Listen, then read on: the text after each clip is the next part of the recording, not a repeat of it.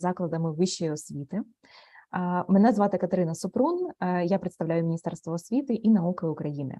Сьогодні ми з вами раді вітати колег з топового університету Великобританії The Open University, які розкажуть нам всі секрети онлайн-навчання. І вебінар транслюється англійською мовою, тому, without further ado, good afternoon, everyone. It's nice seeing all of you, and thank you for connecting.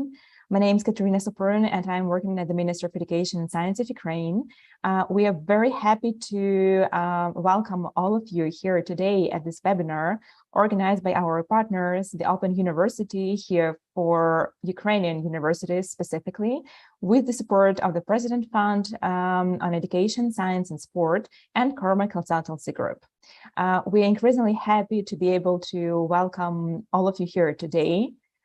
The number of registered participants skyrocketed to over 700, those who wanted to listen and to get the hacks on how to organize distance learning.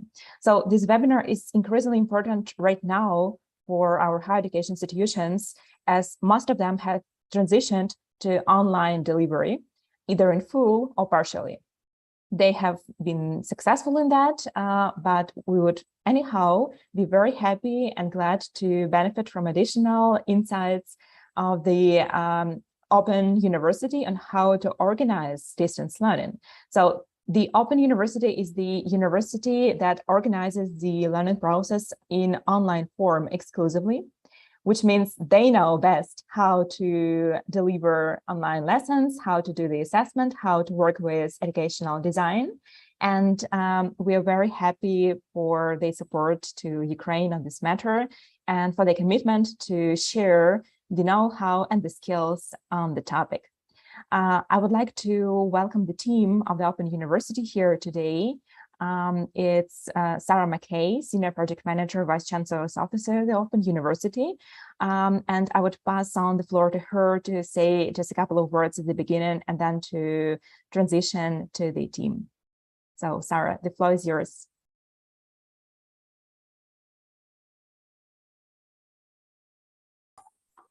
Hello, welcome everybody. I'm actually going to pass the buck again, unfortunately. We've had a chat with our team, and our Professor Martin Weller is actually going to lead the charge for us. So I'm going to hand directly over to Martin, but pleasure to be here. Thank you, everyone. Thanks, Sarah. I'll just share my screen.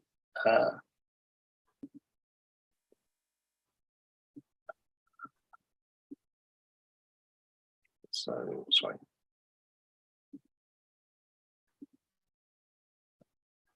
Great, I hope that's coming through for you all. It's great to be here. Thanks for inviting us, and we're very pleased to be able to share our knowledge with so many of you.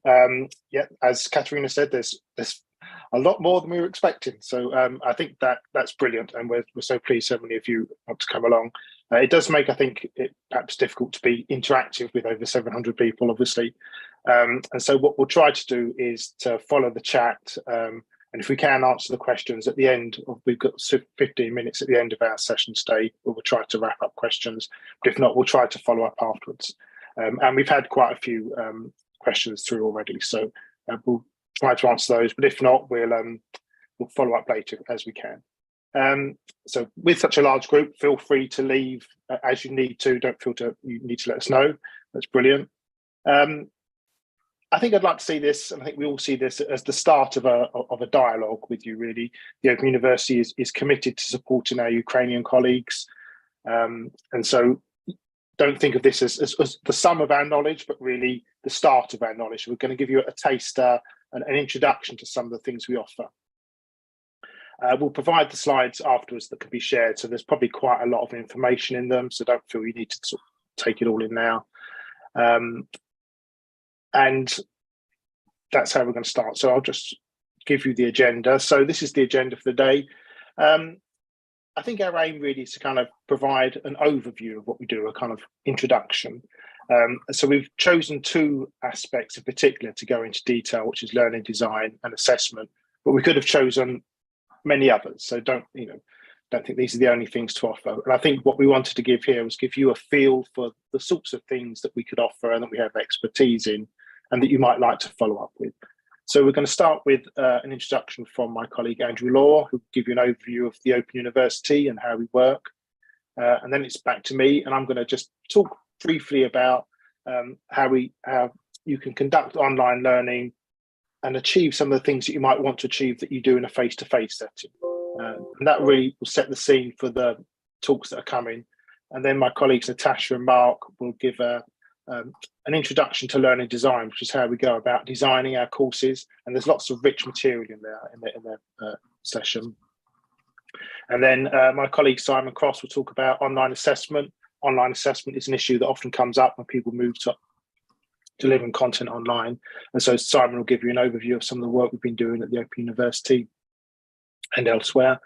And then at the end, we thought we'd end with a discussion around, what areas do you think it might be useful to work further on, what areas of interest to you, and how we might progress that. So that's the outline of the day.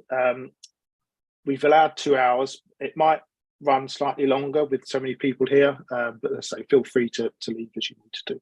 So I hope today is useful in itself, but as I say, I'd like to see it as the start of a dialogue and a conversation between us and you.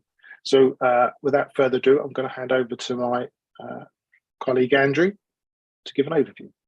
I'll stop sharing.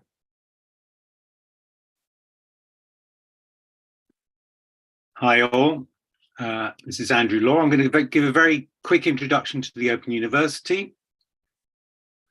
I'm not an expert in learning design or any of the other factors. I'm going to give you a very straightforward introduction to what the Open University is, and then my colleagues will pick up on these more detailed issues. Can I just check you can see the screen? Yes, it works great. Thank you. Okay, good. So who are we? Who is the Open University? Well, we are the largest university in the European landmass in continental Europe. We have over 200,000 students, and we teach most of the students in the UK that are taking part-time degrees. The Open University is teaching many of them. We're open for several reasons, one of which is we teach online distance learning, but also we have no entry requirements for undergraduate entry. So we will take anybody onto an undergraduate degree, whether or not they have a qualification. It's not just the online and the distance element, it's the fact that we're open to everybody. We're not free, so we do charge fees, but anybody can come and try to take a degree with the Open University. We particularly attract the deprived and the disadvantaged, and that's our mission, to help those that wouldn't otherwise get a chance. And that includes a very large number of disabled people, people with either neurodiverse or physical disabilities or other challenges to their learning experiences. Many of our students are very, very busy. They are studying part-time. And they're studying part-time because they either are caring for people, looking after people, or they are at work. So many students studying part-time, but businesses love us. They love sending their students to the university. They sponsor many of our students. They think that they're getting very good value for money because our degrees are much less expensive than the traditional degree in the United Kingdom, probably around half of the cost.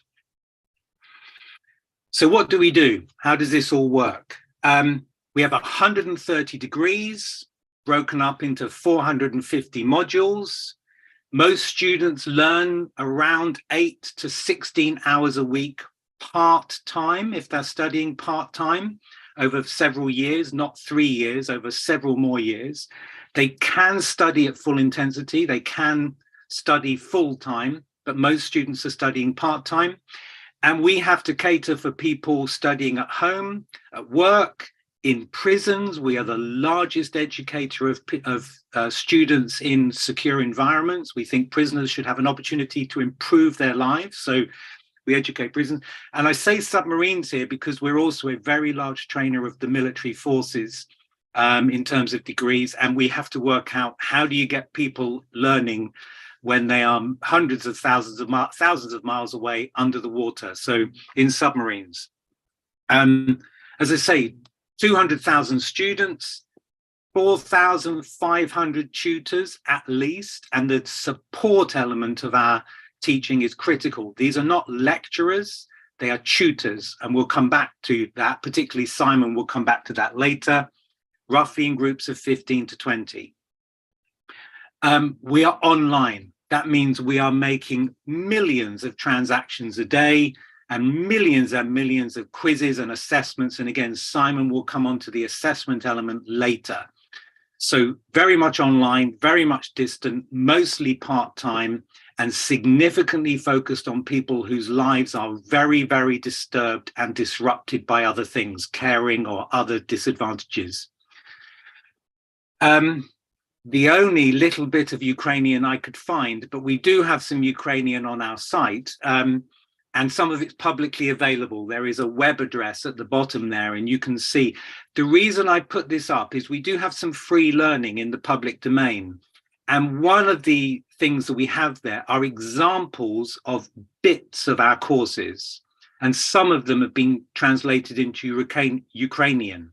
So when we're talking later about what does an Open University course look like, where are the videos and where are the lecturers, you could look at one of these courses to see what a small bit of a course looks like in Ukrainian. So that web link, if you can see it, and we'll give you the slides, will show you some courses in Ukrainian.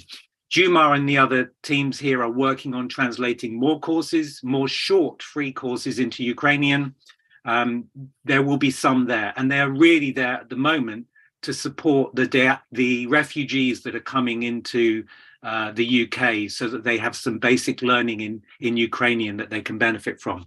But as I say, the reason for sharing this is to show you what a bit of a course from the Open University would look like.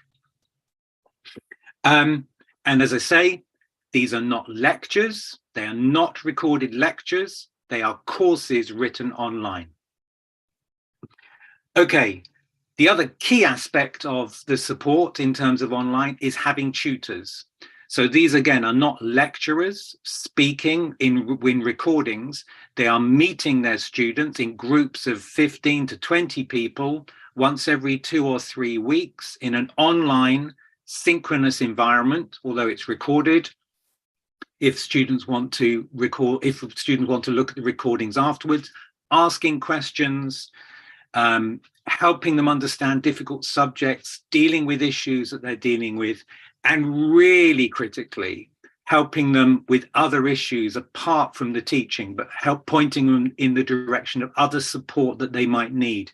We know a lot of learners need other forms of support, not just good tutoring. So tutors are a really critical bit of the success of the Open University. When we meet our students, they love our materials, they love us, but they particularly love their tutors and appreciate the support of their tutors. Having said that, some people go all the way through their degree and never meet their tutor. They're just very good at independent learning. Here it says the tutors use the course materials, they use whiteboards, interactive experiences as you'd get on Zoom and elsewhere. We actually use Adobe Connect, but you can use lots of tutoring systems. But alongside the teaching materials and the tutor, we also introduce online experiences. And particularly in science, we have an open science laboratory, and some of this again is free, and there's a link to the free materials that you can try out and use with your own students if that's useful. These are not accessible, but we can book our students on access to telescopes so that they can see telescopes live from Tenerife to do astronomy. And we have some engineering labs where we have rooms full of small robots, shelves and shelves and shelves of experiments that you'd usually see in a lab, and you would usually give to a student in a lab and say, do Hooke's law, do this with a spring, do this with a pendulum, but instead they have access to it remotely and they can try. I'm hoping you can see this video. Can you see the video?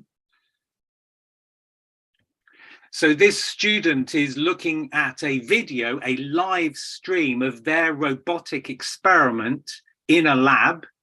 They're taking recordings from the experiment, and they've been set a task. I'm afraid I've forgotten all my physics from many years ago, but they've been set a task to measure something here. This will be to do with frequency and something. Somebody help me out here, but it's something physics connected. They get the data, they book a slot with the robot, they collect that data, and then they're given an assessment exercise on using that data. Okay, it's really important to understand there are many open universities around the world. Many of them model themselves on us, not all. Some do not work. Some have very bad reputations, and I won't name them, but some have very good reputations.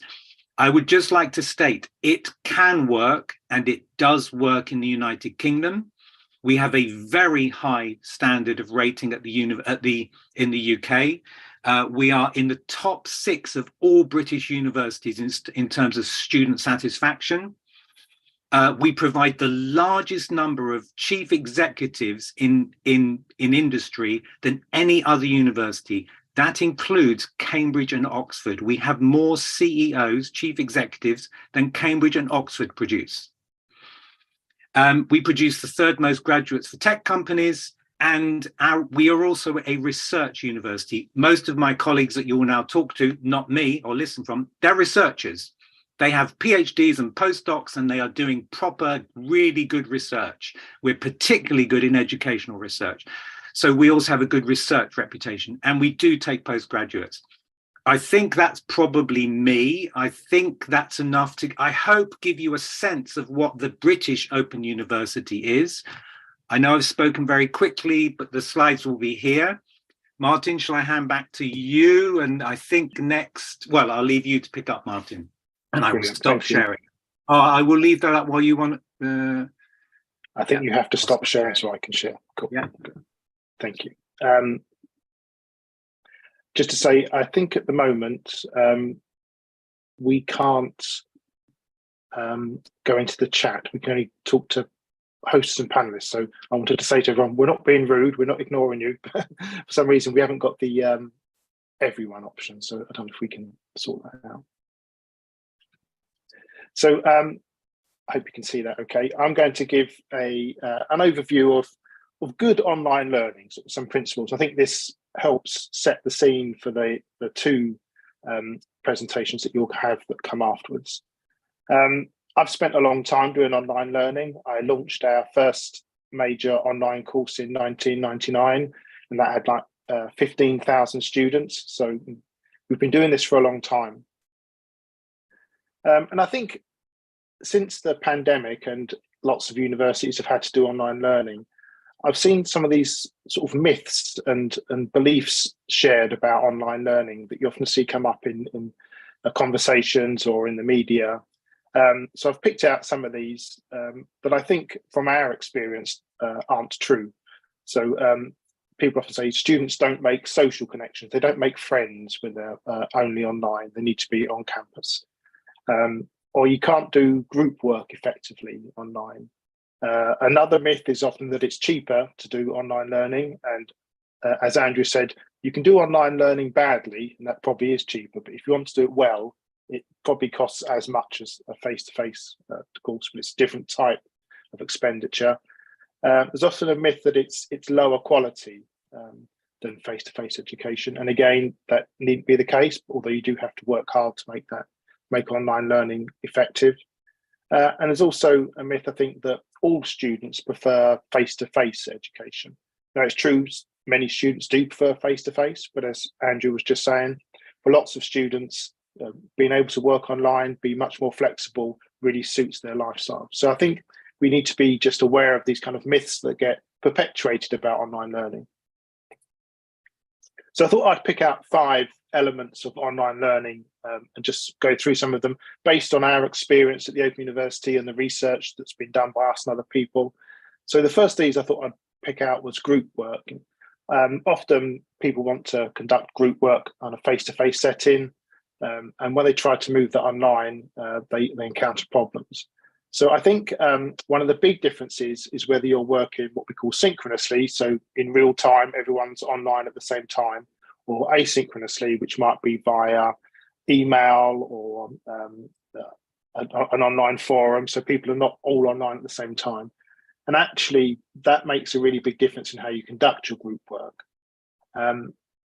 Our experience is it takes much longer to realise group work online, especially if you are operating in this asynchronous mode where not everyone is online at the same time. I had a colleague who joined Open University, and he used to run a group work activity face-to-face that would take an afternoon to do. But when we moved it online, it would take about 3 weeks to do that effectively. I think perhaps more than any other aspect of online education, it really requires careful design and detailed instructions to stop students becoming frustrated and for them to know what they need to do. Some of what we might call the social glue necessary for groups to work well is sometimes missing online. Groups tend to work well when people trust each other and they know each other and they can work well. And what this highlights is it's really important at the start of a course to introduce some kind of social interaction, some kind of social connection. We often run icebreaker activities, and I think the learning design team will talk about those. So getting students to know each other and trust each other socially before they go into groups is really important.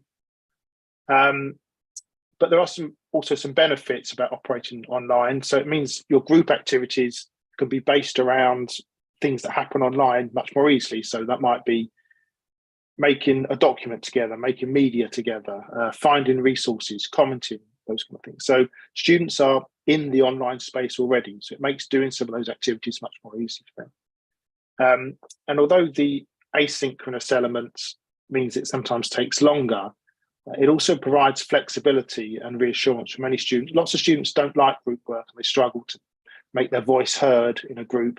Now, if you're working asynchronously and online, it gives students time to prepare and feel more part of the group. I would say group work is nearly always a stressful component, whether it's face-to-face or online.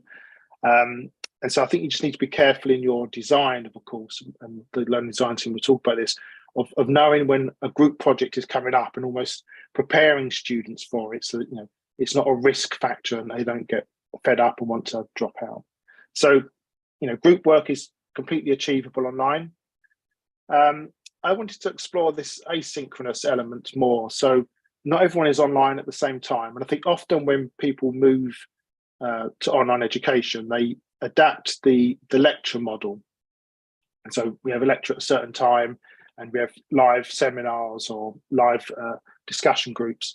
But actually that loses some of the benefit of being an online provider. And actually, I think the asynchronous versus synchronous mode of working is perhaps more significant than face-to-face versus online. And I think we've seen in a lot of the recent criticisms of online learning what I might call a lecture deficit model. So people are trying to just replicate the face-to-face lecture online. And then, of course, that's not quite as good as the face-to-face lecture, but they're not really taking advantage of the really useful and good things you can do online.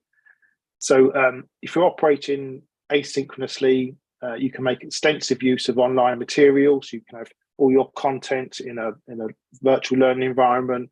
You can use videos, blogs, podcasts, create this kind of real rich of media and resources that people can put into their learning. Andrew mentioned the kind of student flexibility. Our students can adapt their study around their commitments, whether that's caring for people, work, and those kind of things. And it also gives greater student control. So if a student's struggling to understand something, they're not in a 1 hour lecture where they have to understand it. They can spend as long as they need to understand a particular topic.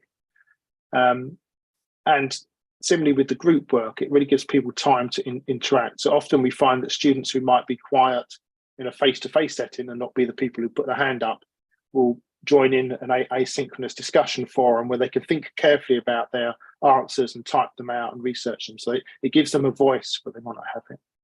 And also gives you increased curriculum flexibility.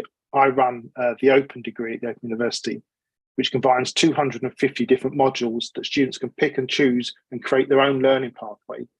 And the reason we can do that is because we don't have to worry about timetabling. We don't have to worry about if this lecture's going on over here, we can't have the same lecture, we can't have another lecture going over here that students want to sign up for. So students can really mix and match a vast range of courses. And that's a really positive benefit of an asynchronous approach.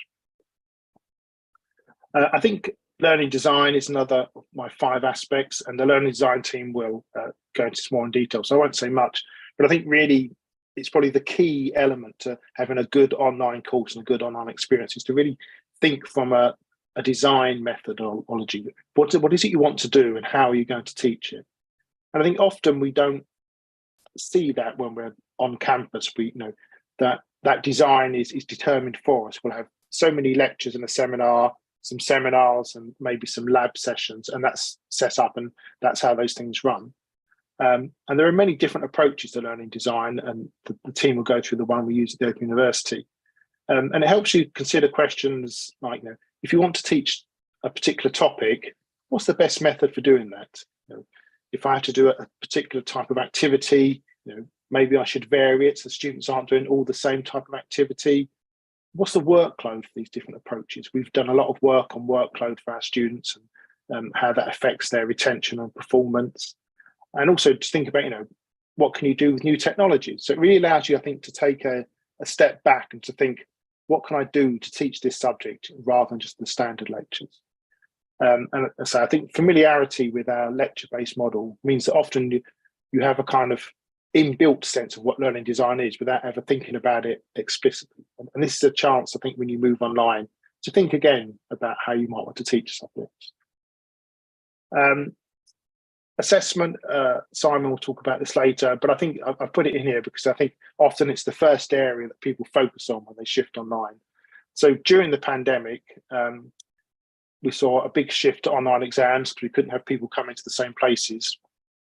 And these were in various formats, I think Simon will talk about. So we had timed exams, whether that was an hour or 2 weeks, proctored exams where either a person who's watching you take the exam or there's an artificial intelligence system monitoring you, or open book exams, closed book exams, but all conducted online. And we've done some research at the Open University, and we found that this shift to online exams when there was previously face-to-face exams has led to an increase in participation. The number of students who take the exam has gone up, and also an increase in performance. So there's a big shift now that students actually don't want to go back to doing the face-to-face exams, and that applies to all universities. We've seen that, but it does raise something of a dilemma, and that the face-to-face exam is unpopular with students, and now they've conducted online exams, but the standard exam that we run can be subject to cheating. So I think there's a question to be asked about how we conduct assessment now, and maybe one of the things we can start thinking about are more what you might think of as internet native forms of assessment, things that you would do that lend themselves to being online. And I've given some examples there, like editing Wikipedia or creating open resources. So things that are more based around being online. But I think the point here is that once you move online, it gives you an opportunity to rethink assessment again. And the last issue I think I'll talk about is resources. So Andrew mentioned our Open Learn site. And really the question when you're creating an online course is, why would you create everything from start, from new? There's so much good stuff out there that you could bring into your course. And that really allows you as an educator to concentrate on the areas where you add value as an educator, whether that's explained in something, providing support, prompting discussion, leading activities. There are a number of what we call OER repositories, open education resources. One of these is Open Learn, which Andrew mentioned. We have many different formats, so you can download those as Word files, XML files. They're openly licensed, that material, so you can reuse it, so you could take it and translate it, for instance, or adapt it to your context, and they're of high quality. Particularly in the United States and Canada, they've been working a lot on open textbooks.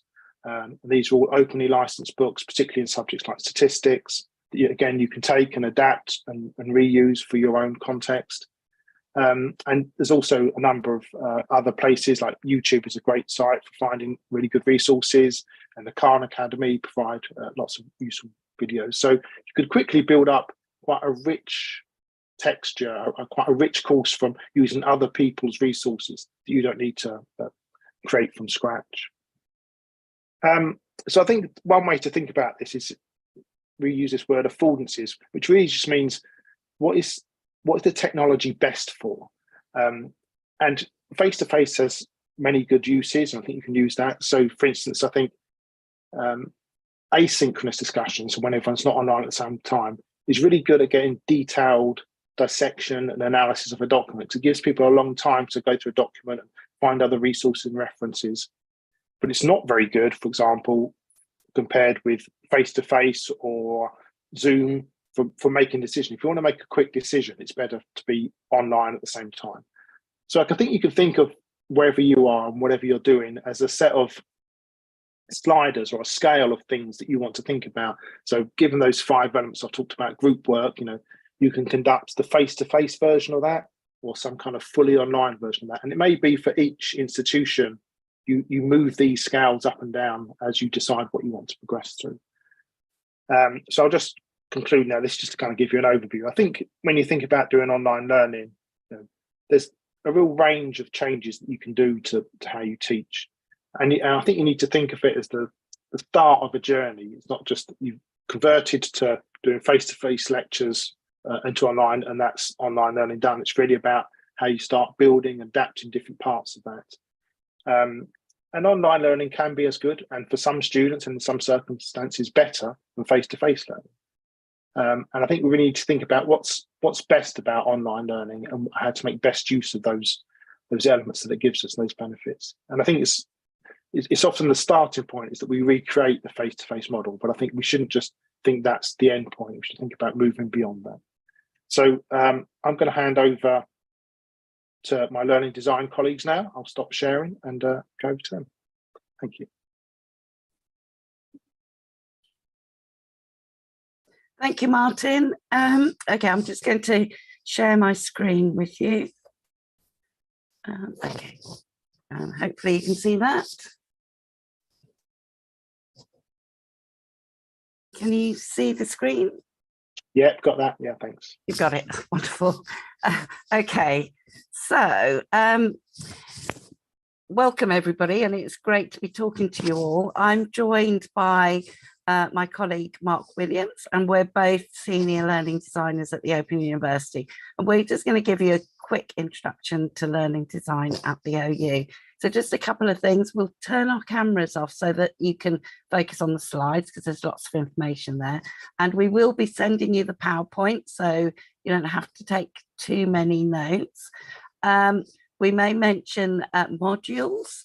And by modules, you probably know these as courses. On this slide, you'll see that we've got an Open University Learning Design team blog and also a Twitter page. And we encourage you to have a look at those when you have time. So let's move straight in. Right, okay, so learning design. The work that we do within our learning design team falls into these 3 categories. So first of all, it's all evidence-based. So it's focused on sound principles, on evidence, and from insights that we've gathered from the students themselves and from analytics that we gather from our modules. We're also heavily involved in continual research, and this feeds into the ways that we design our modules. We also, in the second box there, we work with colleagues. To ensure that all our modules are designed in a way that provides an inclusive and engaging experience for all our students. What we want to do is we want to inspire and encourage them. We also want to support them to transform their lives and to enrich their communities. We do this by providing learning design workshops for our module teams, where we help them to plan their student journey and provide support for designing effective and engaging activities. And as a learning design team, we work in close partnership with our academic and production colleagues to design and evaluate our modules. And we also do quite a lot of work with external partners. And you'll see in that word cloud on the right, some of the words that highlight some of our values. We want to be collaborative, innovative, creative, supportive, and compassionate. So what do we mean by learning design? So you'll see a definition here, and it's all about putting in place a really structured approach to designing, developing, and evaluating our teaching. And it's very important to us that we put the student at the heart of this process. So it's all about ensuring that we design for student engagement with our learning tools, materials, and communities. And to make sure that our approach is student-centered, we look at specific learner needs and we consider what impact that might have on the design of the module. And one of the ways we do this is we encourage our module teams to create student profiles. We ask them to think about a range of typical students and create profiles for them. And to do that, we look at their home and work backgrounds, their educational experiences, and their motivations for studying with us. And by gathering all this information, we try to determine, to look at how they might be studying, what their strengths and their weaknesses are in terms of their study skills, and what they like and dislike about studying. On this slide, you can see that we've created an example student profile. And this was for a safeguarding course. And you can see here how we've drawn together a range of information about this student. So we'll consider all this information to look at what the implications might be for the way that we design our modules.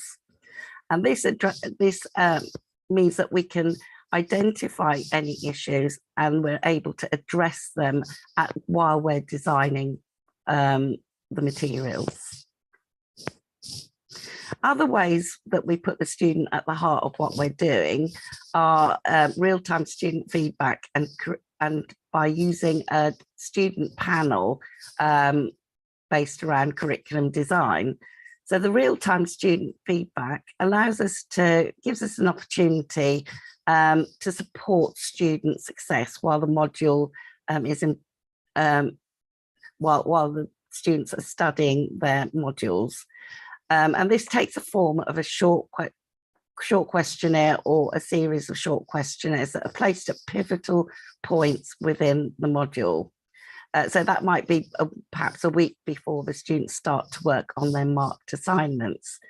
And our intention here is that we can provide immediate action based on the answers they give. So this might be in the feedback to the questions, or we can direct students to the support that they need. And our learning designers will work with the module teams to guide them through this process. We also have a curriculum design student panel, and this is a panel of students who've kindly volunteered to provide input into our projects and to help with any scholarship work that we're doing, either within learning design or within the faculties. And this means that we can work directly with our students, and their input will inform the way that we design and develop our modules. And this could include the way we design our activities and the way that we use some of our tools. And we can learn from their experience as students as we explore what works and what doesn't work. And this enables us to improve what we do. This student-centered approach also provides opportunities for students to work with us and co-create the learning experiences that we offer.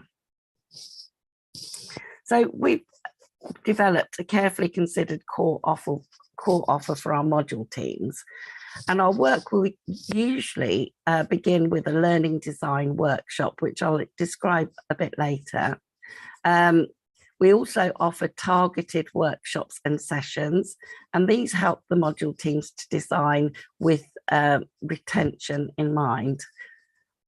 We have a series of iceberg principles which look at that retention, and there is a publication on this that we can make available and share with you. All of our sessions are flexible and we tailor them to the needs of the module teams. And our aim is to advise them and share good practice and research. We also use tools created within the OU to map our student workloads. And that means what we're doing is we're assessing how long it will take the student to work through their materials. And this is based around word counts, the time it takes to complete activities, audio and video timings, and agreed timings for using the different tools and assets that are included in the module. We're also there to help the module teams to map out the student journey. And this could be at the module level or at the block level or at a week level. And we advise them on the use of tools and technologies. And finally, we'll conduct some evaluation both during the production stage and while the module is live.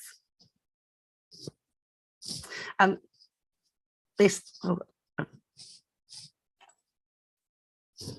so this gives you an idea of what the process looks like. So we start at the Learning Design workshop. We follow that up with an action plan where we map out exactly how we can support the module teams. And we'll help with that initial design. We'll also provide support during the production process as modules produce their drafts. And finally, while students are progressing with their studies, we'll provide analytical data that shows who the students are, what their study patterns are like, what their average scores are, and how they're engaging with our materials. And once the module team is complete, we can then identify case studies and scholarship opportunities, and that will feed into future design work. So this slide shows some of the support that we offer to our module teams. So we can help them with the core structure of their modules. We help them with engagement by advising them on active learning and using different activity types. We can estimate the workload for them based on their draft materials. And we also provide guidance on learning outcomes and building an effective learning journey. We can also advise them on the use of the tools that are available to them and how they might use them. And we can provide different methods of evaluation, which I've mentioned earlier. And just to show you that it's not just learning designers, we're not just working on our own, we're part of a wider team. And this slide shows you some of the roles involved in designing and developing our modules.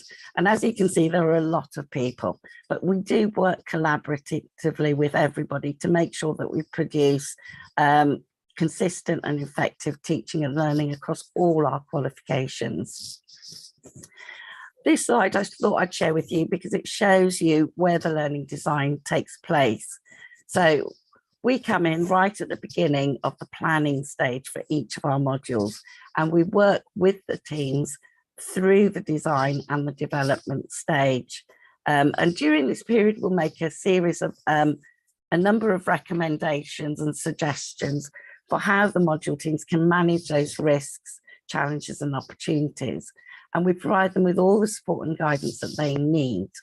At the end here, you'll see that we have the evaluation stage that I mentioned earlier, and that takes place while the students are studying their modules. I just wanted to touch on the Learning Design workshop, and this is the first session that we will have with the module teams, and it's a foundation for them to start to design their modules. What we offer is facilitation to ensure that there's a consistent understanding of the module itself. We look at the key concepts and ideas, and we explore what the risks, challenges and opportunities might be. At this workshop, we like to involve student representatives and also the tutors, because they can provide some really valuable feedback. And then following on from this workshop, we'll put together an action plan and then make recommendations that we can follow up after the session, after this particular workshop. So that you've heard me mention the student journey, and I thought it might be useful just to give you a brief introduction to this. So at a learner journey workshop, what we'll do is we'll help the module team to map out the learning that the journey that the learner will experience. So we try to map up across the weeks how the skills will develop, and we look at the key concepts that they're presenting by week or by block, and we'll identify how the students will engage with that material. We can also use this mapping to identify how we help students with their assignments, and we can show how our activities will progress across the modules to ensure that they build on each other.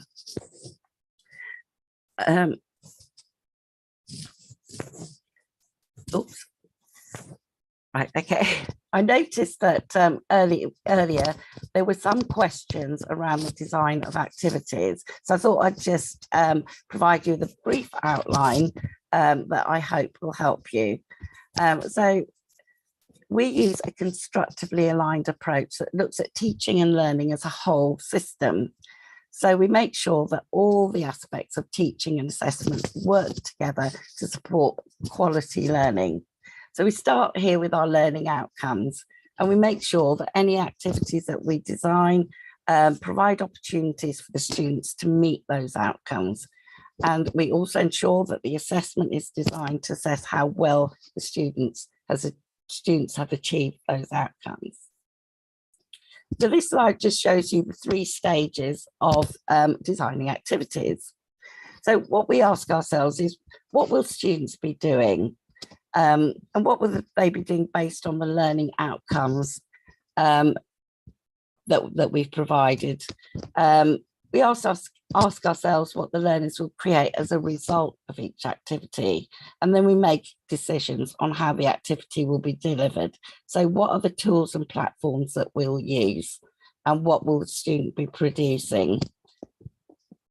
So you can see here a little diagram. So here we've got what will the learners be doing, what will they create, and we'll also look at what platforms are best to deliver that activity.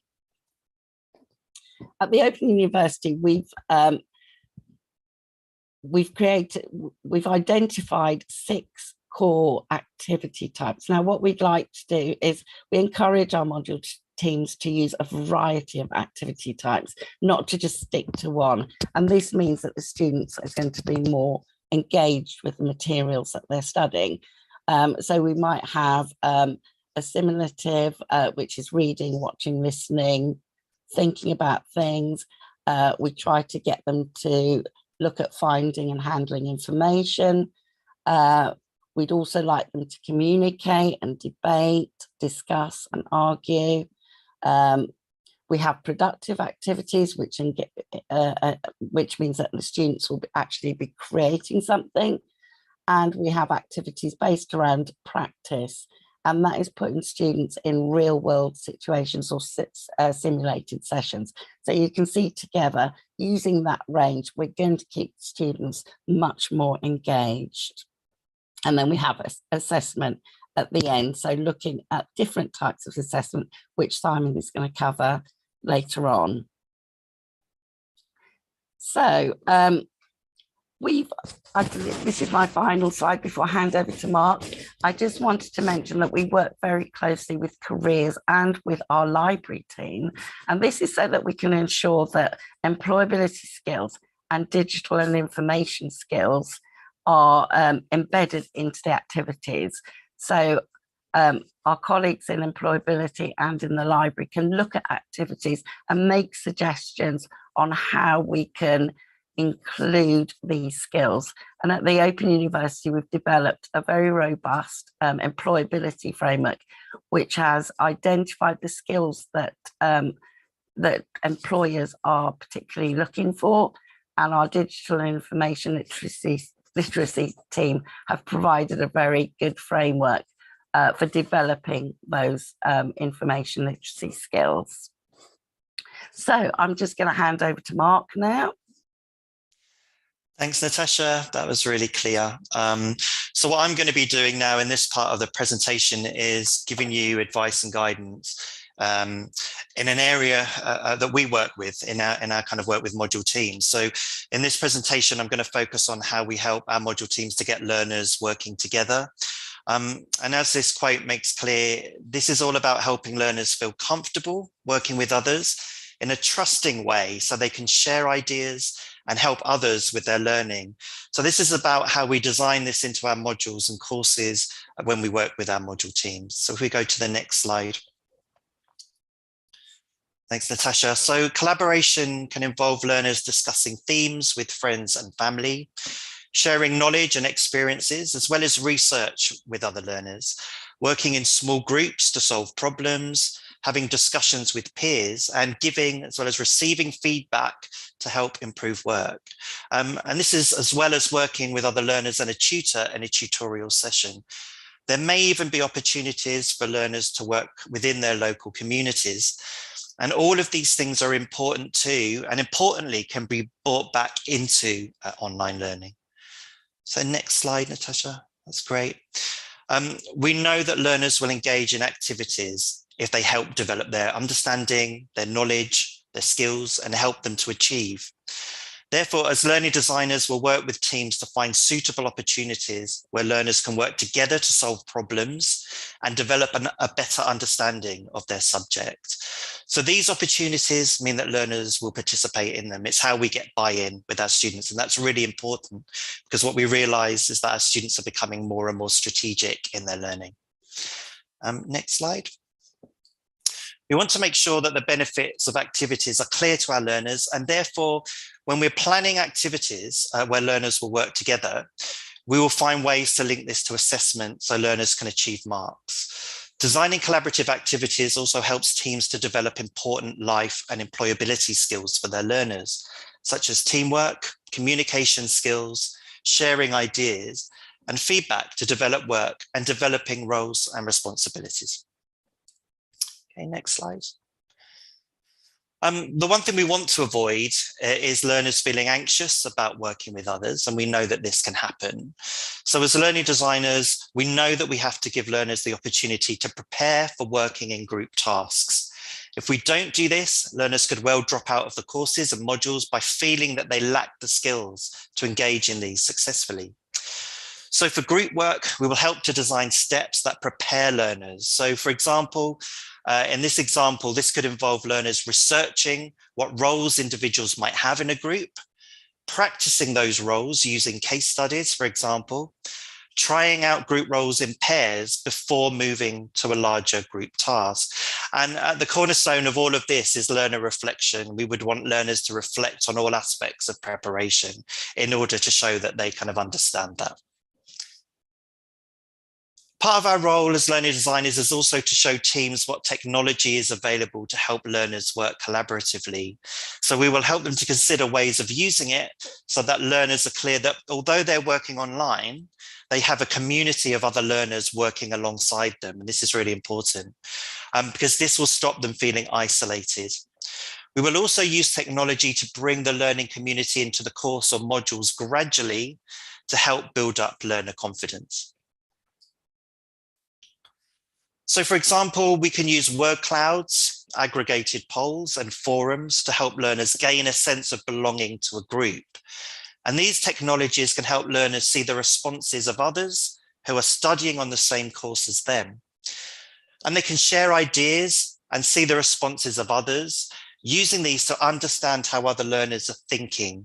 And again, this is really important. We want learners to be learning from each other as well as from their tutors. So I want to show you just a couple of examples of some of the technology that we use. So this is an inline discussion, and this comes from a music module. And we can see here that learners have been asked to post up in the forum what they think the challenges are for musicians due to the online streaming of music. So learners post up their ideas, and then they can respond to other learners' comments. They can see their feedback that they get from other learners, and then use it to reflect on the theme of their studies. using it to answer the questions that they have been set. So you can see here how that would look on a virtual learning environment. And learners have direct access into this, and they can see the conversations taking place, and they can respond to those conversations accordingly. So from there, we can also use technology such as Open Studio, and this allows learners to share imagery on a theme. So for example, in this example, we have an icebreaker activity where learners find an object that represents the global to them. So it might be an object they have in their homes or an object that is in their immediate environment.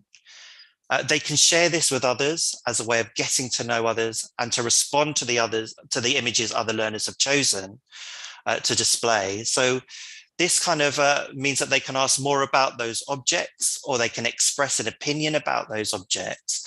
And in doing so, they can learn more about the students who are working alongside them and feel confident that they're getting to know others. So the next example is of an Open Studio activity in a fine art subject. And here learners have been asked to find an image that represents the Renaissance. So learners choose an image that supports their knowledge of the Renaissance. And by doing this, learners can expand their knowledge and understanding by learning from other learners and their chosen images. And this might lead learners into researching more about these objects. And of course, our aim is that learners not only learn from their tutors, but from each other. And this is why that we're finding all the time that we need to really get learners working together, and we're developing more interactives that can help learners to engage and work with each other. So we do that all the time, supporting innovation. Okay, so as learning designers, we also engage in research to best support our learners. And we look at current educational studies to consider how we might bring important aspects into our own module design work. For example, these are questions that I was keen to develop solutions to. So these questions are, how can small group teaching enhance learning, and how can we facilitate this using existing technology? And I wanted to find clear ways of providing advice and guidance and give that to our teams so that we could design small group teaching to develop a range of skills. So helping learners to develop their own awareness, as well as finding solutions to problems through working with others. Once we've developed research and found solutions to important design questions, we use our understanding to design and develop resources for our teams. And we can use these to lead discussions when helping design learning experience with groups, or we can use them to help develop workshops where we might practically work with teams to design activities. So in this example, I produced an infographic that I could use to help structure small group teaching activities within Adobe Connect, which is an online system that the Open University uses to bring learners together for online lectures, tutorials, and group activities. So as discussed before, we want to start with activities that allow learners to introduce themselves in a safe way. So we will always start with online icebreaker activities that help learners to get to know each other and develop a space of trust. And this will also help learners to get a sense of their online identity and practice it. So from this, we can build in more complex activities that test higher education skills. So within this, our suggestion was that we create a range of icebreaker activities, think about how we can use quizzes, creative projects, and gamification in order to kind of get learners used to interacting with each other in a low stakes environment. And then start to think about how learners could engage in internet searches on a given theme, and then start to use their answers to these kind of internet searches to introduce their knowledge with their peers, with other students, and then introduce who they are. In this example, we have an activity that enables learners to read a text individually, but then come together with a group of others to find ways of responding to that text. In doing so, they designate roles and responsibilities, and they share ideas and feedback to develop and refine a final outcome. This is done through reflection. And without the icebreaker activities and starting in a more kind of low stakes environment, we really wouldn't be able to get to this stage with our learners. It's really important that we don't just drop them in to something quite complex. When students get to know each other a bit more and develop that sense of trust, we can then get them to kind of work together in more complex settings, more complex environments, so they can use each other and learn from each other to develop their understanding of theoretical texts and produce outcomes based on that. So learning design are involved in testing whether learners are engaging with activities in a way that develops confidence and understanding. So this is especially important when we design a new activity, because if it's not benefiting learners, then we'll need to change it. Getting a learner's response to an activity can help us make slight alterations to it. However, knowing that the activities work based on learner feedback means that we can use the design confidently with other teams. So recently, I worked with a team to test an activity where learners worked with each other, using a range of forums to discuss books that they had read as part of a book club activity. So in this activity, learners shared ideas and research. They provided feedback to each other, and they built knowledge around these learner discussions. So in this kind of instance, the module team took away module-led information for the first time and actually gave the students the independence to learn more from each other. So initially, it created some anxiety around the idea that the module team would be kind of more removed from this activity. But actually, we realized that learners felt really empowered from this when we tested it. And this is really the ways we kind of want to test out these kind of activities. If we're kind of like engaging learners in a different way, you know, for the first time, we want to know it's working and that they're not too anxious about it. Okay, so what we kind of learned when we did test the book club event, that most students found it really kind of useful. 87% of students really enjoyed the activity and found that it was a really important part of their studies. And actually for them, it developed this sense that they did have the independence to actually look at work from their own perspective and to share that with other students rather than just relying on the information that their tutors had given them. So it was a really, really good activity that developed that sense of empowerment for our learners. And we can see that from the quotation that we have at the bottom of the slide. So what we'll always do is when we test activities, we will ask a series of questions, but we'll also leave a free response text box so that learners can give any opinion they want to. So in this one, we have from a student that they found the book club a useful way to push themselves more into independent study rather than merely relying on textbooks that they were given. So again, as I've said, they found that a bit daunting, but enjoyed the interaction with other students. And because of this, we've kept this a part of the module structure. This is an English literature module. And we've used this example to work with other teams and to develop independent collaborative activities across our modules. One of the things that we're kind of starting to get more engaged with now is assessment. And one of the big questions that we ask ourselves is how do we allow learners into the process of assessment as active participants? So we're starting to really think about this a little bit more and develop resources. So we want to think about how we use group discussions so that learners can decode assessment criteria. We often find that learners find the criteria in which we're kind of judging them to be quite confusing, and they don't always know how to work with it. So we want to try and find activities that will enable our learners to decode it and use their own language. We also want to think about whether we can use conversational structures to help our students with the assessment process. So that can be between peers. So could they learn from other students, learning groups to help them prepare for an assessment, and also with their tutors and teachers.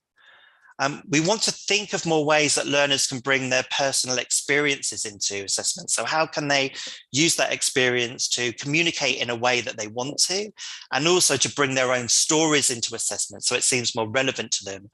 But this is also thinking about their goals and ambitions. How can we make the assessment journey more authentic for them so it responds to their goals? And we're also kind of looking at the different ways that learners can select different assessment tasks. So we're starting to design our assessment so there's more optionality in it, so that actually learners can think about their preferred methods of communicating and choose an assessment based on that. I think, gradually we want to build up to a high level skill where learners start to look at the assessment criteria and create their own projects from that. So that's what we're also going to be focusing on. Thanks, Nat. So really, what can learning design do for you? Well, it can ensure that courses are well structured. So we're at the heart of what we do is we're designing for student engagement. So we take a student-centered approach to everything we do. And we're looking at not necessarily what the students are going to be learning, but how they're going to be learning it. We want to ensure that learners are engaged in a range of activities. So as learning designers, we're really kind of fundamental to that process of working with our module teams to ensure that's happening. Again, we want to provide spaces for learners to give them the opportunity to test out their skills and knowledge. And that can be in things like formative assessment, but it can be in activities before an assessment takes place, so that learners feel confident that they're moving into the assessment points comfortably and with that confidence they need. We want to ensure that students continue with their studies. And we do that by making sure that they feel completely engaged and that the courses are well balanced and they don't feel that there's too much workload. So as Nat's mentioned, we really start to map out the workload. But again, we want to make sure that they're part of the narrative of the course in some way and that they're active participants, because that will keep them engaged. We also make sure that we tap into current research and we use this to inform our design. We make sure that we're looking at innovative theory around design practice in terms of education, and we use that to map that and plan it into our designing, and we test that with students. That's a really important part of the work we do. And we make effective use of available tools and technologies, but also we also kind of make sure that we design new tools and technologies working with our module team. So we really do look at innovation to help our students to communicate. So really that's our breakdown of what learning design can do for modules and how it can support students. So thank you for listening and for inviting us to talk to you today.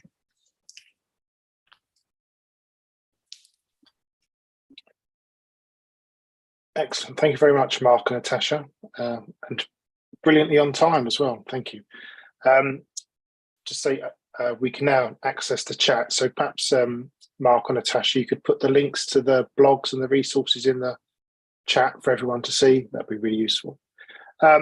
We did build in time for a 5-minute break now, if people want to go and get a coffee, or we can just carry on. What would people prefer? Thanks a lot, Martin. I guess we could have 5-minute break in between and then to restart the subsequent sessions. Yes, okay. If we start at 15 minutes past. Good. Yes. Okay, so go and get yourself a coffee or tea or whatever, and we'll see you back in 5 minutes. Thank you.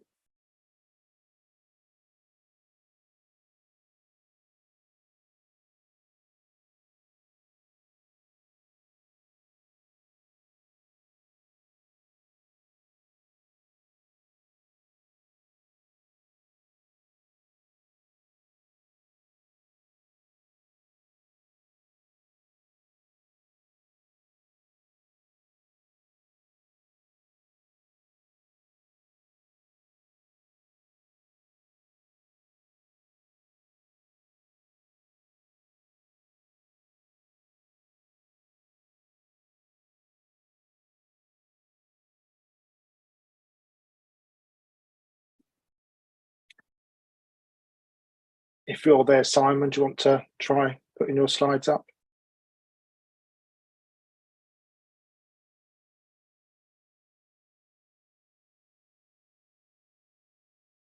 Thanks, Martin. I'll give that a go.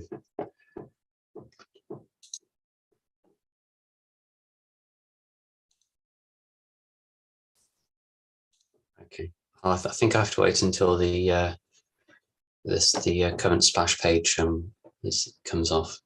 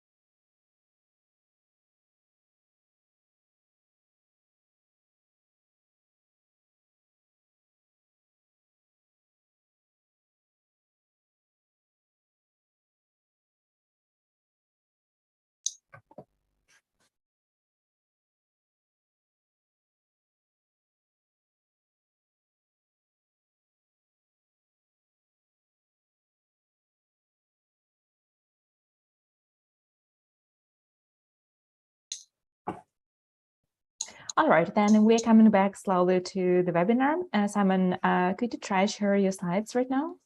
I think the current person sharing needs to stop sharing so I can come in. It should be able for you to start sharing from your side. Just try it. Okay, I've got can't start screen share while another participant is sharing.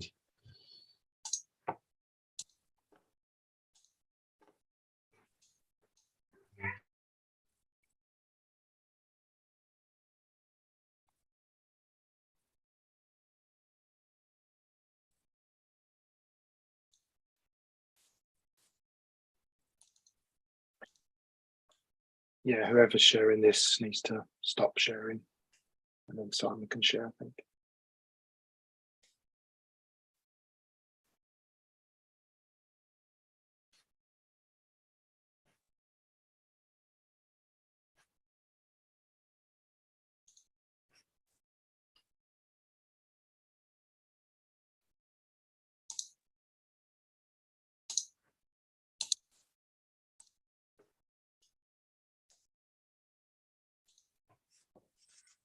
I think we're just waiting to get the screen share sorted.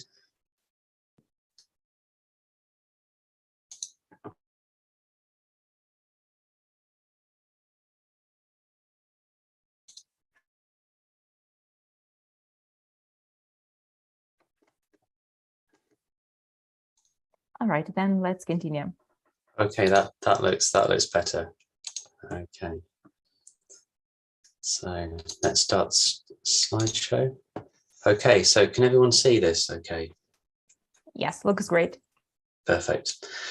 Okay, so I guess welcome back. It's great to be joining you this morning or this afternoon in your case. My name is Simon Cross. I'm a senior lecturer and also associate director at the Institute of Educational Technology at the Open University. The Institute of Educational Technology was formed a year after the OU was established, so back in 1970. So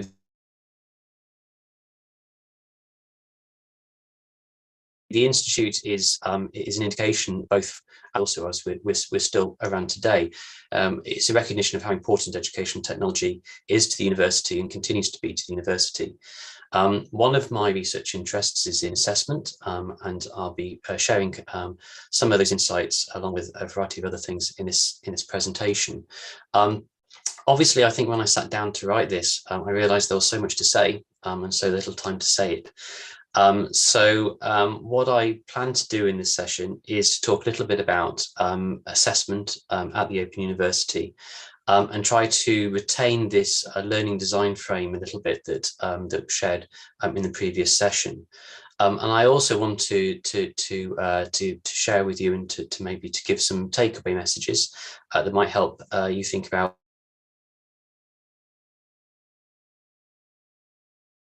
when you're designing for online assessment in your universities. It's 24 hours, given the interest in this as well. And as I think Martin said earlier, if this really is a taster, one can go into any of these slides or possibly even one of the lines on these slides in an awful lot more detail. So what I want to do today is talk to you and break this presentation into two parts. The first part is an introduction, and the second part it breaks down to sort of 7 aspects of online assessment. So in this first part, I want to talk about digital assessment at the OU, to recap a little bit on what's been said before. Secondly, to reflect on some of the affordances of online assessment. Then to consider the assessment design space, if you like. The previous session talked a little bit about thinking about design.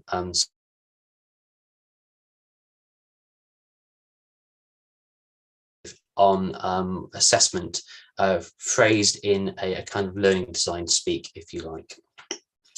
So first off, the OU has been a leader in implementing innovative approaches to digital assessment for decades, really. It has excellent performance on assessment-related measures in the national surveys, and 2 of those are included on the bottom of this slide. Both great satisfaction with respect to receiving comments, so receiving feedback on assignments, and I'll come back to that a bit later, but also in terms of marking assessment being fair and obviously equitable. Every year, the OU handles over 750,000 assignments through its online assignment handling system. And one of the things I'll be talking a little bit later in this presentation about will be the online exams that we implemented in 2020 and 2021. 57 of our modules were presented with remote online exams, and that's affected over 10,000 students. So one of the things I'll be able to do is to share some insight from some of those student experiences a little later. Digital assessment, obviously, at the OU is also, there's a whole infrastructure behind this. The assessment program coordinates this centrally, and there are a number of communities that practice across the university. And there's also a lot of active research and scholarship in assessment, both within units such as the Institute of Educational Technology, where myself and Martin are based, but also in the faculties themselves through scholarship and through researchers there also. So some of the affordances of online assessment, I think, have been touched upon already in this session. One of the things that I think we're all absolutely interested in and are really focusing on is the ability of online assessment to transcend place, whether that is place in terms of distance learning or place in terms of being able to situate learning in the workplace, the location where the student is working often full time. Secondly, scale, and scale is something which is a really interesting area with respect to online assessment, because it's both an enabler but also presents challenges. There's also the speed and the cost. The speed both of processing the assessment, but also of being able to share feedback with learners, but also the costs involved in terms of potential economies of scale. Other affordances relate around being able to offer an integrated experience, integrated that is with the VLE, so the platform which is being used for the delivery and the teaching. It can help with the management and the monitoring of the processes, because it's obviously digital, because these records and interactions are digital. There's a potential for better fit for learner needs, for personalization. I think Mark mentioned earlier about optionality. Also, in terms of online assessment, it also makes viable assessment in smaller units of learning. And I mentioned here micro-credentials, because that's one area that the university has been doing work in for a number of years now and continues to do. I won't say much about that in this presentation, but just to flag that it's there. Also, online assessment is compatible with a number of alternative digital forms of recognition. One may be aware of, for example, digital badges, but there's a whole plethora of these kinds of things that are a kind of new and alternative, but they take digital forms as opposed to analog physical certificates, if you like. And one of the things that we've certainly noticed, obviously, and many others have with the pandemic, is that online assessment for the business is an awful lot more resilient to disruption, because it essentially takes away that need for having a physical place in which to take that assessment. So I'm often asked what works. Well, my answer, maybe this is quite an academic answer, is that it depends. But I want to sort of to present that in a positive light, in the sense that it really depends on what you want to achieve. And this is kind of at the crux of any form of assessment, whether it's a normal assessment or whether it's online assessment, which is thinking about what the learning outcomes are. How do you know that they have been achieved, i.e. assessment of learning? And then also how to build assessment into the design of the teaching itself, which is assessment for learning. And this dichotomy here between assessment of learning and assessment for learning, of course, is very well established. And it also depends very much on your context. And that's where thinking about the design space, the different elements of the design that you need to take into consideration when constructing online assessment really come to the fore. So I've had a go here at just sketching out a little bit of what one of these design spaces might look like. It's not intended to be complete by any means, but it's intended to show that there are a number of different considerations at play and that these are all interrelated. What I think most of you will be most familiar with are the are the kind of the primary interests around the award. So the continuous assessment, and we call those tutor marked assignments or TMAs at the Open University. And then we have the end of module assessment, which are either an examination or another form of end of module assignment, such as an assignment, a project, an essay, presentations, it could be recordings, could be media, or whatever. So we have a variety of different types of end of module assignment, of which exams are a portion. And I think it's probably about half, possibly not even half of OU modules now end in an exam. So many students will have a combination of exams and end of module assignments. But of course, underneath that, there's a variety of support by tutors and by the module team. Some of it written beforehand to help communicate standards and guidance. Some of it involved very much with the continuous assessment itself around providing feedback and providing feed forward. And some of it which is relevant to particular skills such as assessment literacies, and I'll come on to talk about those a little later. And also one of the areas that I'm really interested in, which I don't think gets maybe as much attention as it should, and that's the support around revision, about how students to move from the learning and the assessment they've done within the course to then preparing themselves for whatever the assignment is that they get at the end. Now, a number of universities, and the OU is not unique in this sense, has been the challenge of thinking about how one can use assessment for retention. And I think it's already been mentioned a little bit already, but it is an important design consideration. It's something that we know can help to continue to engage and to continue to provide students with both the structure and a pacing and a point at which they can continue to sort of build and reflect on their learning. So assessment for engagement is very important. Assessment for relationship, or assessment as relationship building, I think is as well, and I'll talk about that a bit later.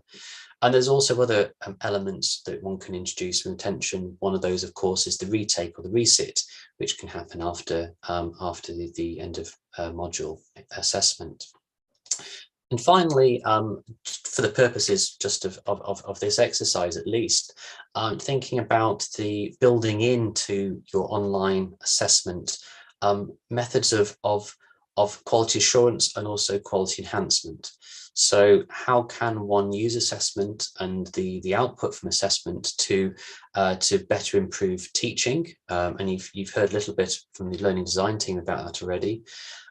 Think about how learning analytics and assessment analytics can be used within the teaching and the assessment process, but also listening to the student voice and the feedback that you get from student surveys, for example, amongst other things. And again, I'll come back to talk about that as well. So just picking up on that earlier definition of learning design, my view, I think, on assessment is that we need to be moving away from talking about assessment as being learning and assessment to thinking about assessment as learning. Assessment is learning activity. And the definition I have on the right here, I hope might be quite useful to try and articulate that. But I think, thinking about assessment as an additional operation that's applied to the output of learning activity, most often but not always by the teacher. And I think what this does is it makes sure that we focus on the fact that learners are doing something while they're doing assessment. They're doing some form of learning, and the assessment is something that we as teachers and as educators perform around that output, if you like. And it also recognises that there's a mediation here. And obviously in online assessment, that's a technology. There's a technology there potentially supporting that mediation. And it also recognises that while most often we think about assessment as being between the learner and the teacher, there's also a whole range of other different types, not least, say, group working and peer assessment, where the relationship, I think, the assessment relationship actually is very different. So moving on from that, I guess, introduction, what I thought it would be quite useful to do would be to pick out, I guess, seven topics, if you like, to talk a little bit about. And these of course not exhaustive, but I hope present at least a range of an insight into the kind of things that the university thinks about when it's constructing and delivering and supporting online assessment.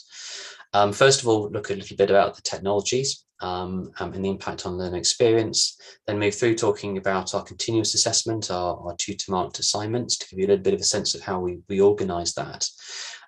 Then to flag up the importance of the student voice and how assessment, I think, and this is, I think, something really interesting to think a bit more about, is how assessment can be used to build relationships. Then to reflect on the importance of assessment literacy before moving on to, I think, what many of you will be interested in and also have had a lot of experience yourselves on as well, which is this online exam challenge. How do we crack this very, very difficult but potentially very rewarding challenge? And finally, just to almost as a reminder, to sort of talk about the processes and the infrastructures, the kind of things that make all this sort of kind of assessment happen.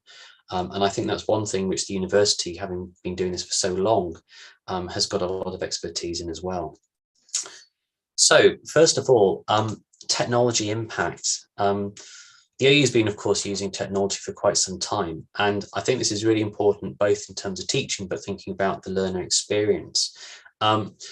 Obviously, don't have too much time to talk about this in detail, but this is taken from some work from Matthew Hillier in Australia from a few years ago now. But he found that there are a number of different factors affecting the experience of using technology during exams. These are affective factors, sort of emotional factors, if you like, so stress, anxiety, etc.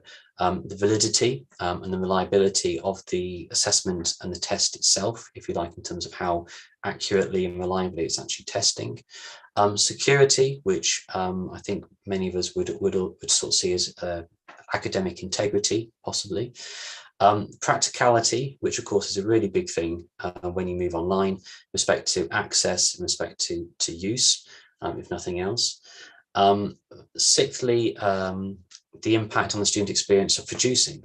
Students might be using newer technologies, they might be using more different types of technologies, and there's obviously the skills that they have in terms of using those and producing those assessment artifacts are important. And finally, the kind of the disposition that the learner has towards technology. I remember being involved in a piece of work at the OU now, it's like 10 years or so ago, where we were looking at universities across the UK in terms of their attitudes towards technology. But that kind of attitude to adoption as well, I think, is very important in terms of framing how receptive learners can be, and certainly something to think about. So secondly, how do we manage continuous assessment online? Now, of course, this is a relatively easy thing compared to exams to do. The OU has these tutor-marked assessments. There are usually 1 per 10 points. So on our standard 60-point modules, there are 6 TMAs. And to give you an indication, a degree is comprised of 360 points. So a 60-point course is a sixth of that. Learners get individual feedback on every TMA. So that means that their tutor, who is in these small groups of 15 to 25, will mark and provide feedback to every student for every one of those. So a student will get 6 TMAs returned with feedback for every module. These are mostly tutor marked, although we do have some electronically marked assessments through the system. This is handled through an assessment management platform, of course, and we use a whole range of different types of technology to support that assessment, some of which I think Mark's mentioned before, but as you're well aware, there's a huge range of that, and a number of benefits behind this. TMAs add pace and structure to the learning design. The marks and feedback are available and can be managed online and referred back to by the student, even when they're taking their next module. There's a relatively quick turnaround for this, so students will get their marks and their feedback, and more importantly, it's the time for the feedback within 2 weeks. It allows students during the module to familiarise themselves with academic integrity issues, and also using the technology and this approach during the continuous assessment element helps students to build confidence and competence when they potentially have to go to more higher stakes assessment later on. The third point I want to talk about was the centrality, I guess, if you like, to the student voice. this is something which the university recognises being absolutely critical, and we spend a lot of time and effort on trying to understand what our students want, and also how the students experience and find what it is that we actually teach them. Now, that student voice can be used in the initial design of assessment and learning. All the faculties undertake student voice consultations, and there are a number of scholarship projects around this. But I think one of the other really interesting things, which I guess is an ongoing challenge for all of us, is how you involve the student themselves, so you get their personal perspective, their personal role in that assessment.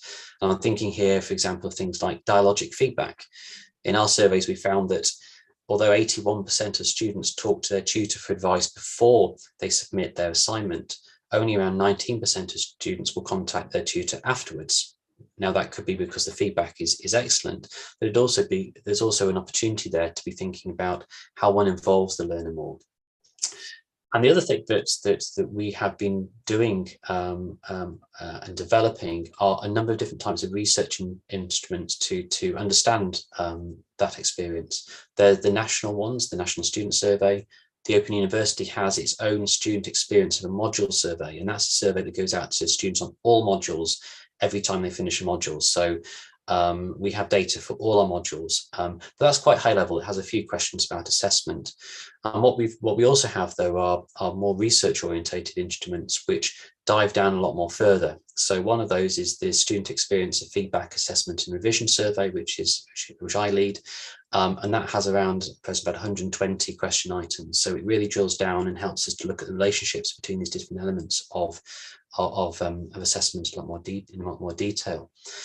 And we also have the ability, because we gather this data, because the learning data is online, assessment data is online, to use this for things such as predictive analytics. And I'd love to talk a lot more about this, because the university is really leading the way in this, but using this data to be able to provide insight, which is then communicated to the tutors, which means the tutors can then act on that by contacting and supporting tutors. So it's able to use this data and to process that and to spot those students, for example, who may need more of the support, who might be struggling. And just to give a very brief illustration here, this really is just to illustrate the fact that learners do differ in terms of what they're interested in. On the left, we see that there's a huge difference in terms of the age of the learner, in terms of how much they want to have whether they want a greater say or not in setting their criteria, getting feedback. And on the right, there's a great variation in terms of the flexibility they want around exams. So fourthly, obviously, assessment can be used to build relationships, and this is a really important thing to think about. The university adopts what I guess would be called a summative formative model. The students submit their assignments and then they receive feedback from that. And this, of course, has always been regarded as an important point of contact. But I think the question is, how can we use this more? How can we use the assessment to build a relationship with the junior tutor, but also to build the relationships between groups, between peers, either as assessors or whatever, and to think about this around the assessment, so preparing for the assessment and also reflecting back on the assessment, something which I think is a really great opportunity for distance learning. And I'm obviously aware of time, so I'll leave these for the slides for you to look at later, but I have included in a couple of slides some examples of how this has been used within the university. The fifth point relates to assessment literacies, so the skills and the knowledge that learners need to perform to the best of their ability in their assessment. Now, our research has picked up at least 3 different types of literacy. Other research obviously distinguishes between others. Those tend to relate around process literacy, so knowing how to answer the question, how to interpret the question, how to use the feedback productively, how to determine whether they agree with that feedback.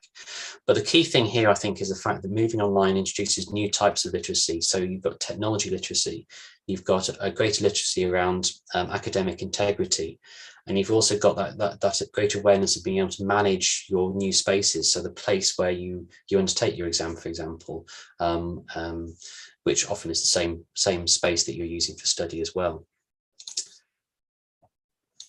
So moving on to this 6th point, and this I think is around the online exam challenge. And I'm not sure that there's a right way to do this yet, and I think the key thing is that the university, the OU, is still considered as this work in process, if you like. We have had many modules, as I say, who have tried alternatives to the exam and also online exams. We have, even before the pandemic, offered remote exams, often supervised remote exams for students with disabilities who can't get to the exam hall. So this is something which kind of we've been doing for a longer period of time already. But we at the university do recognise the importance of this, and are looking at and continuing to explore and remain committed to exploring ways of achieving this wholesale. As has been mentioned before, there's a huge spectrum of possibilities about how an online exam can be taken. I'm sure you're also very, very aware of this. It depends on so many factors. And this chart just shows that the 57 modules that took online exams in 2020-21 also had a great variety of different types of exam question, ranging from short answer, long answer, multiple choice, maths diagrams, numerical workings, etc. So great range of different types of exam, but also the duration of those exams. So some of those exams were open for a window of up to 7 days, some over 3 days, some for a 24-hour period. So they were kind of asynchronous mostly, but that degree of asynchronicity did change and did vary. Some initial insight from our research. Quite amazingly, actually, 79%, and this is a survey with 562 respondents, said that they would prefer an online to a face-to-face exam. And even those who said they wanted a face-to-face exam said they would still like the option so that should say an option of online exam, so that's my mistake there. We've also found, comparing results from CFAR before the pandemic to online exams, that there doesn't seem to be that much difference in terms of the student experience. So it's not having an adverse impact on the student experience of exams. And as Martin mentioned earlier, there are some indications that there might be an improvement in pass rates, although it's probably also worth adding here a bit of caution, because the pandemic period, of course, has been a bit atypical. Students have had to accommodate a number of other different kinds of things as well. So there's that. We've also identified a whole range of different barriers so this is really building our understanding as an institution about what barriers there are that we need to overcome to help support students in that online assessment. And also, I think that this final point is really key as well, because the university sees online exams as a potential way of supporting student well-being and to reduce the causes of stress and anxiety. And that's one thing that a lot of our students will suffer with, and that we're really keen to help to support and find solutions to. I won't dwell too much on this, but I think there does seem to be, to me at least, a convergence from different perspectives on what good design advice looks like. So whether you look at the work around inclusive assessment, whether you look around the work around authentic assessment, whether you look around the work secure assessment, a lot of what seems to be suggested does seem to have some overlap at least. And one key thing here to mention is the aspect of accessibility, which has been alluded to earlier, but the OU has a long-standing and proven record of pedagogic expertise in making the legal adjustments that we need to do for students with disabilities, but even going beyond that. So the understanding both of what we have to do legally, but also what really does work for students with all different types of disability and additional needs. You'll be able to look at this in the slide deck in a bit more detail, but regarding exam design, I think maybe there's possibly 3 steps here. The first one is to ask yourself, is there an alternative to an exam? So can we just avoid doing the exam in the first place? Is there something which actually works better than the examination? The second one is then to think about reducing the reliance on the one-off exam at the end, the single point of failure, maybe multiple assessment points, etc. And the third point, I think, is the value of being able to design out key design out some of the problems that might be encountered in respect to cheating, in respect to plagiarism, in respect to borrowing answers from elsewhere. These are all organized in order of probably of effectiveness. So going from resequencing questions, which is not going to throw too many people off, but all the way down to the bottom. And it's these bottom few, thinking about student-directed problems, thinking about collaborative or peer review, thinking about making things personal to the student, so personal to their context, choosing things that are topical, real-world resources, so things that you can't use from last year or the year before, and thinking about practice in based real-world settings, whether that's direct or whether that's the student taking back from their workplace. It's those kinds of things that make them unique, make them much harder to cheat with, if you like. And it's also worth mentioning there, I think, around things around the cognitive ask, so asking students for their own judgment, which again is personal, but also with the individualizing of resources. And I'm aware we're just going over into 11:45 here. So I've got about 3 more slides and I'll very quickly move through these. The first one is obviously there are a number of more other additional security considerations. One of the things that's talked a lot about is how you build stronger trust with students, and that goes back to that issue about relationships as well. We haven't really done too much around verification of identity and live monitoring per se, but obviously that's something which is on our radar. And finally, there's obviously a lot of work around detection. The OU's been involved in EU projects around this as well. Again, that's probably a topic in its own right. And finally, my final couple of slides, and this 7 was really just a kind of, I guess, a flag up really, just to sort of say that there is an awful lot of processes and infrastructure that goes on. Must be about 10 years or so ago, myself and a colleague looked at a number of different online assessment advice and schemas, if you like, and came up with 99 benchmark criteria, which broadly fell into these kind of 7 areas around strategy, policy and expectations, around course design, teacher activity, monitoring and evaluation that we've talked a little bit about student guidelines and support communications, the same for staff. And also the building of an evidence base of templates and staff training and support. And we used a version of this about 7 or 8 years ago to look at how the university did with respect to assessment, and a number of interesting projects and things came out of that. So one of the things to think about would be, could you also look at doing some form of audit or benchmark to see where your current assessment practice is? And that might also be very helpful in terms of picking up on those more sensitive or critical areas with respect to the move to online. And bringing it all together, this slide really is just an example from one of our level 2 modules, which really hits a number of the points I've just been talking about quite coincidentally. It talks about this new module having an assessment strategy that combines short but often continuous assessment with purely online examination. It talks about having a tutorial strategy that shifts the emphasis back to active learning. So that's back to learning, just thinking about learning design, what the student's doing, and there's focus on the student needs, which of course we need to understand through the monitoring and through the surveying, etc. And the module aims to put a great emphasis on building the student-tutor relationship.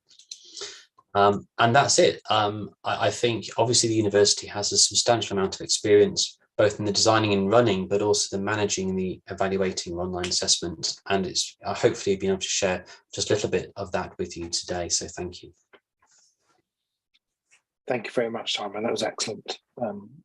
I think there's a lot there to dig into, so a lot to explore, and the same with the learning design presentation. So we'll put all of our slides together and we'll send those to Katerina, who can distribute them or put them online somewhere for you all to access, because I'm sure there's lots there that people will want to go back over.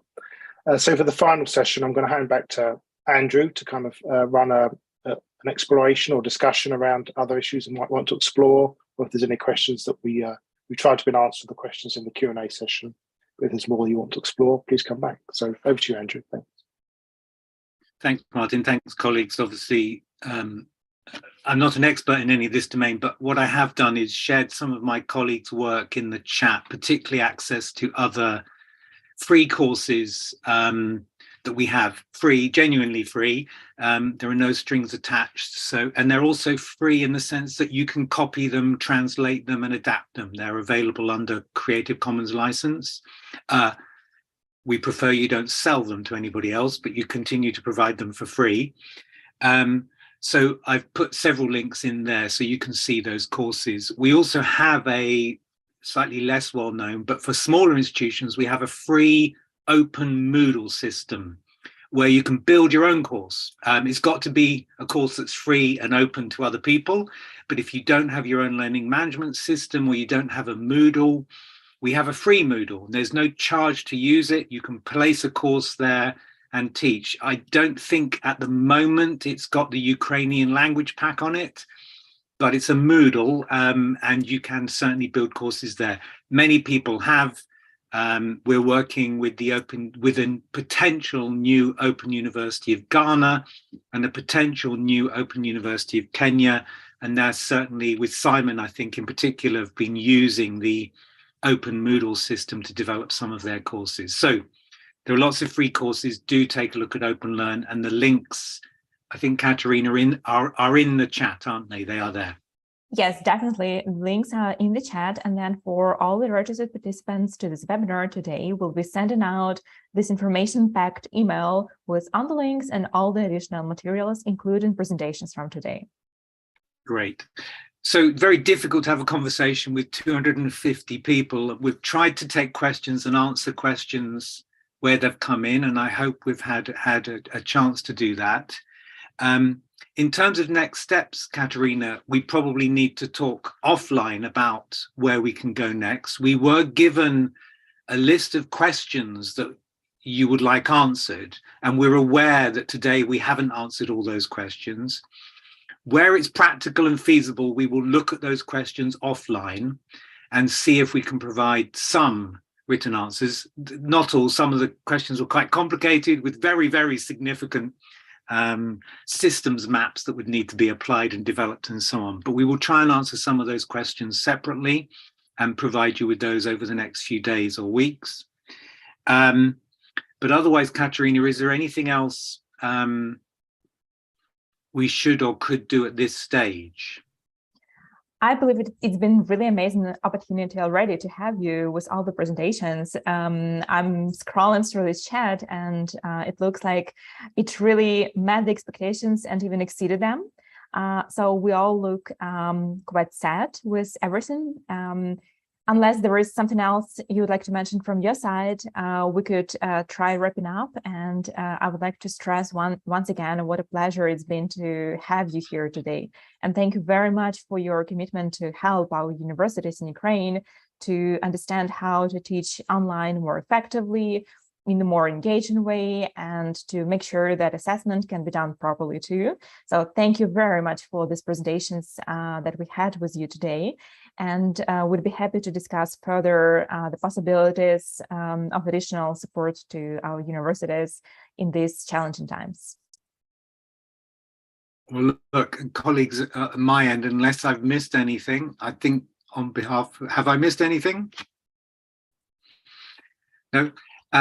So on behalf of them, I'd really like to thank you for your patience. We're seeing names of institutions in Kharkiv and other places, and all we see are the news here. And I'm just sitting in amazement that people are able to attend and pay attention during such a difficult time. So if there's anything we can do, obviously, I hope the spirit is one of support from us and enthusiasm to support whatever we can. So hopefully we'll be able to talk again. But thank you for today. Thank you for your patience and your interest. Thank you, everyone. Thank you. Thanks, everyone. Thank you. Thank you.